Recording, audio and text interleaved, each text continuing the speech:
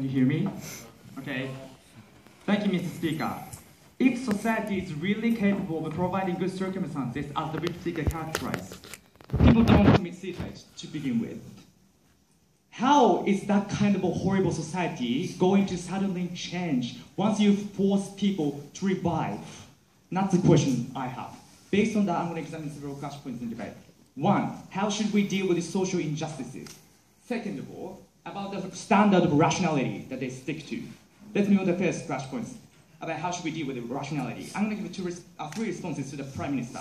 Number one, the connection is really important, that you necessarily affect other people surrounding you. But our response is connection is not necessarily beneficial for that person. The bullying classroom happened. You're discriminated based on your sexual orientation, your race, your economic status. Sometimes connection with other people is actively persecuting that person. Right? It's simplistic for them to say the existence of a connection with other people is a sufficient justification to force people to revive. They say reciprocity is important because you affect other people, then you shouldn't be able to make a selfish choice. If reciprocity is important, you deserve the right to opt out from those actively persecuting connection with other people. Second of all, he said, community has a duty to rectify injustices, and that's why they force dead people to revive, to listen to their stories.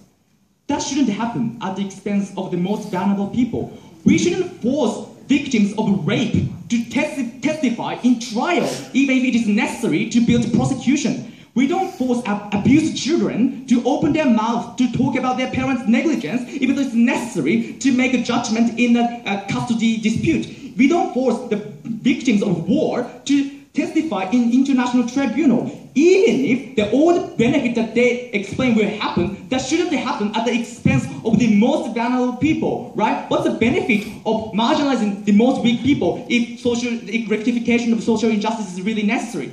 Number three, for the sake of social utility, you can never sacrifice individual rights. So let's compare the kinds of the utility they're trying to achieve. It's ambiguous social change that may happen or may not happen in the future. You can never know, right? That's not really foreseeable. That's not really predictable. But they're talking about labor laws or improvement in scores.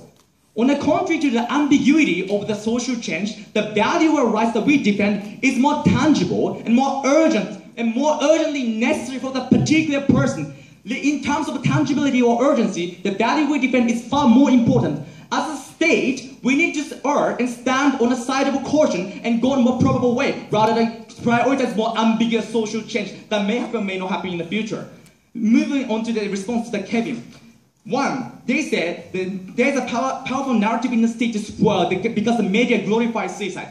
One, there's also counter discourse created by media that discourage people from committing suicide. But second of all, if it's really a problem of media, fix those problems without taking your proposal. Therefore, the argumentations about narrative created in media is entirely a different issue.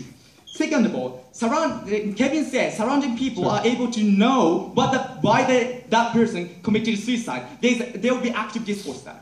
Surrounding people have no right to know why I commit suicide. It's the most sacred part of my life. It's the most sacred and private part of my humanity. Their right to know arguments fundamentally degrade the dignity of humanity. But second of all, the discussion discourse or the narrative that they are going to create is not necessarily in favor of these people who committed suicide, because they are trying to strongly condemn this particular choice, right? Therefore, narrative is totally antithetical to the interests of those who committed suicide. Thereby, I don't know why you can save those people on a practical manner. But what Thomas Pruitt has brought to the table is this proposal is counterproductive in order to change the society, because under their word, after taking their proposal, death is no longer considered as serious as it is in the status quo.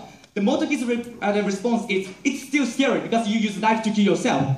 But the level of social perception is largely different, because the frequency of suicide will be largely different, right?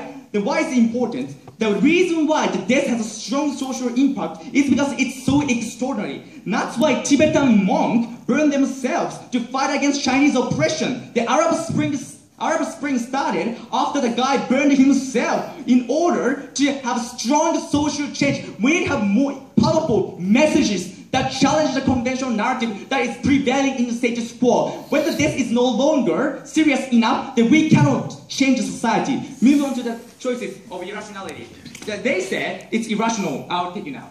Okay, what we continuously tell you is that individual choice is a result of a societal construct that may or may not be good.